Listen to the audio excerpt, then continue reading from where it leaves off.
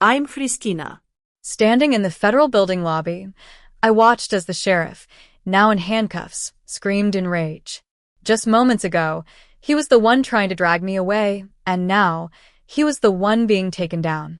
It was a scene I'd never thought I'd witness, and it all started when I walked into this building, clutching a measly amount of money and an eviction notice, hoping for a fresh start.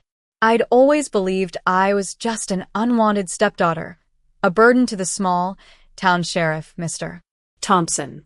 For years, I'd scrubbed floors, waited tables, and constantly dodged eviction notices, believing I was just a mistake named Lily.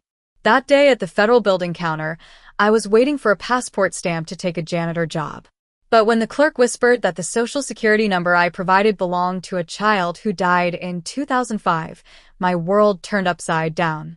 Before I could even argue, a man in a sharp black suit, Mr. Reed, emerged from the elevator, looking at me with a look of recognition that terrified me. He said, "Welcome back, Christina." He led me to a quiet office and poured me a glass of water. Then he showed me a file with a digital rendering of a young woman. She had my eyes, my nose, but she looked so loved, unlike the tired Lily I thought I was. Mr.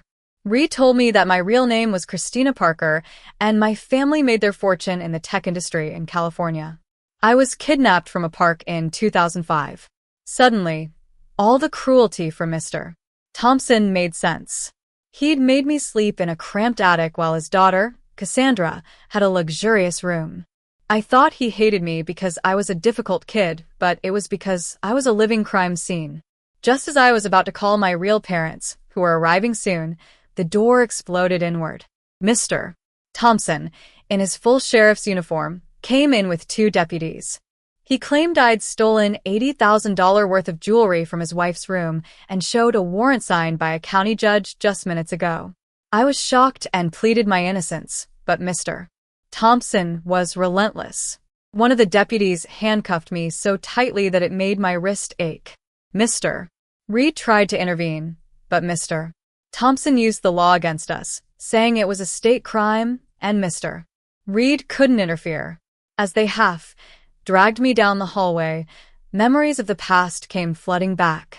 I remembered being 20 years old, standing on the porch in the rain with a bag of my clothes, while inside, they were having a fancy dinner. Mr. Thompson had made me feel like I was nothing, like I owed him everything. I'd believed him and carried that guilt for years. But then, a wave of anger washed over me. I realized he'd been grooming me, hiding me as a witness. I stopped resisting and went limp, causing the deputy to stumble. I looked Mr. Thompson in the eye, no longer the scared girl he knew. I screamed, "Check the timestamp." Mr. Reed, running towards us, understood what I meant. He forced the elevator doors open and blocked Mr. Thompson's path.